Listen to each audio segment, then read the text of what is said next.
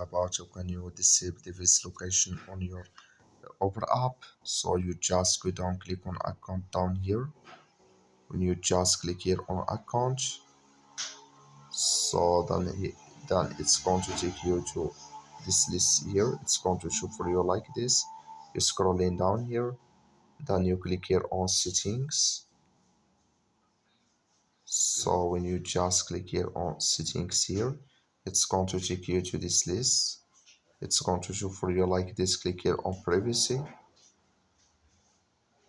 When just click here on privacy here, then it's going to take you to next step here. Just scrolling down here, you click here on device location. You click here on your device settings here. So then here it's going to take you to this list. You click here on permissions here.